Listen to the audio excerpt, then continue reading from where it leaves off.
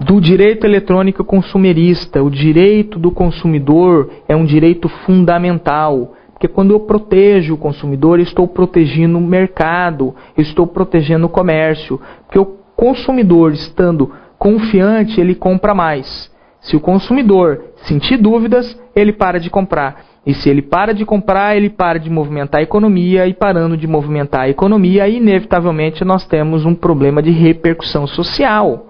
Então vejam vocês, como o direito eletrônico trata o arrependimento no prazo de 7 dias. Mas espera aí, significa que eu posso arrepender de todos os produtos em 7 dias? Não, você só pode arrepender em 7 dias dos produtos que você comprou fora do estabelecimento comercial. Então isso se aplica na hora que eu vou comprar no comércio eletrônico, na hora que eu vou utilizar o comércio eletrônico, que eu vou comprar num site que venda lá uma geladeira, um fogão, que me entregue na minha casa. Chegou 7 dias, eu posso me arrepender? Pode, você tem esse direito de arrependimento. E como fica, por exemplo, no caso da Apple, que tem o Apple Store, que eu baixo um programa, eu instalo o programa no meu aplicativo e não tenho condições de devolver. Existem vertentes que dizem que quando se trata de bem imaterial, o direito de arrependimento não se aplica.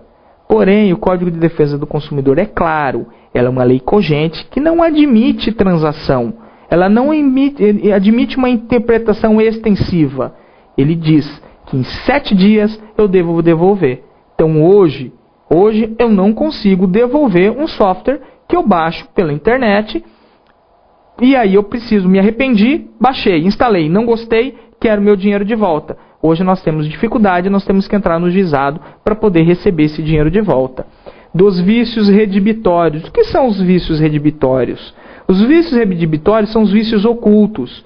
Eu compro um notebook.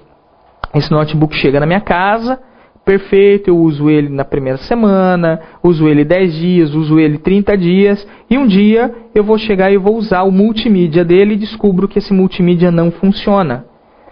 Era um vício oculto, era um defeito que ele existia desde o momento da sua fabricação, só que eu não sabia. Como consumidor, eu tenho direito à reparação por esse erro. A empresa ela precisa, dentro da garantia, me consertar esse produto. Comprovado que foi um vício, que há um vício redibitório, eu preciso ter o conserto desse produto. Responsabilidade objetiva do provedor de SCM e do provedor de conteúdo. O que eu falei?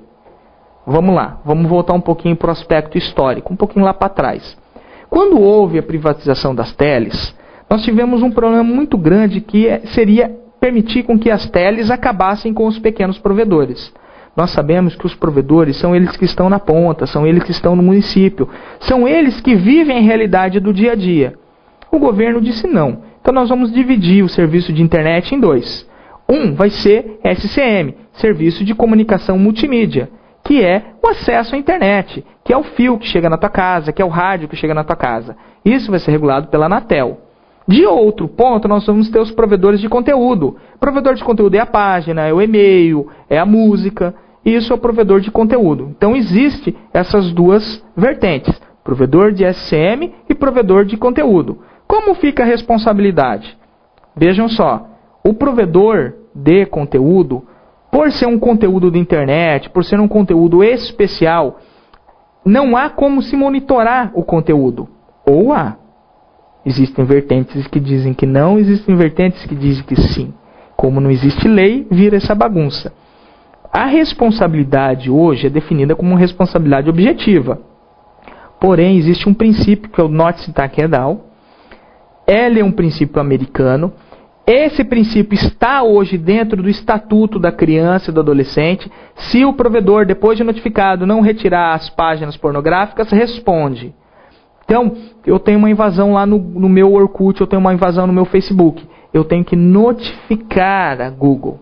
Se a Google não tomar providências a partir desta notificação, ela passa a deter responsabilidade.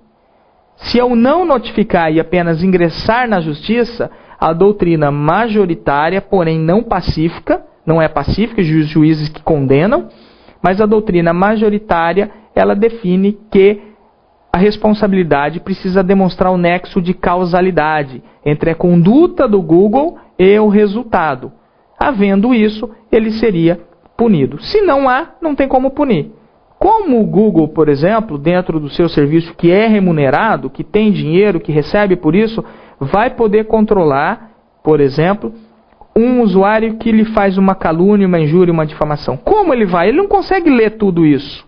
Porém, o Google tem que ter o poder de cautela. Ele tem que controlar, ele tem que saber quem são os usuários que estão acessando o sistema. Porque eu tendo um ato ilícito, eu quero ainda entrar contra a pessoa, o Google tem que me fornecer todas essas informações. Não basta lavar as mãos e dizer, não, sou provedor de conteúdo, eu não tenho responsabilidade por isso.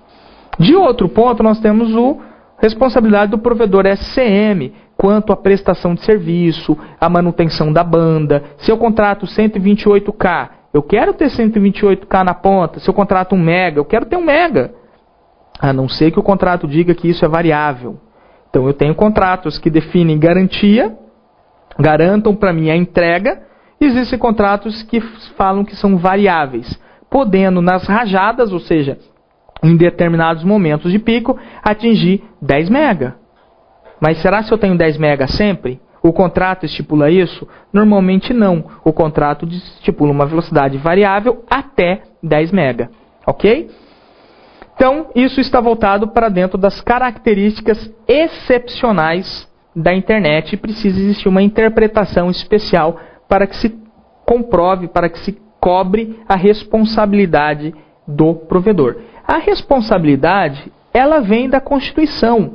A responsabilidade, ela vem para dizer que todo dano deve ser reparado, toda diminuição patrimonial, seja ela material, que é realmente os danos materiais, os danos que eu tive, que eu gastei, os danos em perspectiva, que são os lucros cessantes, e os danos imateriais, que é o dano à imagem, todo esse sentimento de honra que nós temos. Responsabilidade do fornecedor de software. Quem já instalou software na máquina e leu todo o contrato? Ninguém. Não é verdade? Você que está aí me ouvindo, você já leu o contrato do Windows que você instalou no seu computador? Não leu. O contrato, ele estipula que é o EULA, é o End User License Agreement, que é o contrato de usuário final. Ele estipula que a Microsoft ela é isenta de responsabilidades. Será se isso está certo? Será se essa isenção de responsabilidade limitada ao preço, a responsabilidade dela é limitada ao preço do software pago? Então, se você se sentir com algum problema e tiver algum dano, o máximo que ela faz é devolver o valor do software. Nós temos aqui, artigo 20, vícios, nulas cláusulas que atenuem, exonerem a responsabilidade do fornecedor. Então, veja, nós temos aí uma cláusula que atenua a responsabilidade do fornecedor. Então, dentro da visão do artigo de Código de Defesa do Consumidor, ela é nula. Software por encomenda e software de prateleira. Nós temos uma diferença muito grande entre o software que você compra na prateleira, que existe, que você instala através de um configurador, de um software que você adquire por encomenda. O software de encomenda, ele se assemelha muito mais a um contrato de empreita, onde há colaboração das duas partes, do que propriamente a uma venda. O contrato de prateleira, que ele põe tudo dentro de uma caixinha e você tem um configurador, de certa forma ele atinge a maioria da população. Ele foi feito para atingir diferentes níveis e ele não é personalizado. Então há uma tratativa jurídica especial para um e uma tratativa jurídica para outro. É bem delimitado.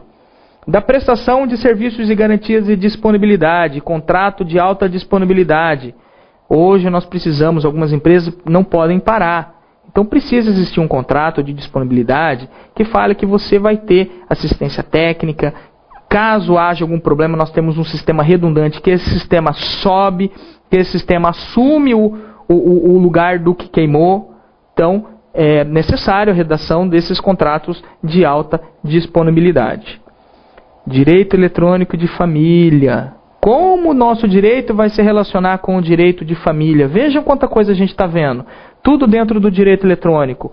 O uso de sistemas de monitoramento de imagem e texto como prova da infidelidade da separação.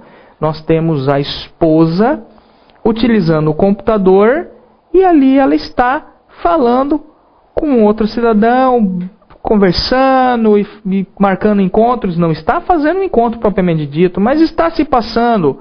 Ou o homem que está em casa, magrinho, franzininho, ele é o fortão na internet e ali ele começa a escrever. Será se eu instalando um programa espião nesse computador, a esposa instalando o programa espião, ele pode usar como prova de infidelidade? E como fica o sigilo dos dados? Nós não estamos realizando uma interceptação. Ah, mas ela é minha esposa, mas você não é dono dela. Você não pode, você como cidadão não pode interferir o direito do outro. Então tudo isso causa repercussão. Deve ser utilizado, deve ser analisado sobre o enfoque do direito eletrônico. Dentro das garantias constitucionais, a privacidade e a intimidade. E como fica? Há o ato consumado? Há uma consumação realmente? Não, eu só estava conversando com ela, eu amo você. Tudo isso precisa ser analisado. Dentro até das regras morais. Qual é a moralidade que é aceita? Permite, não permite? Olha a repercussão do direito eletrônico. Das relações virtuais e seus impactos no ordenamento jurídico.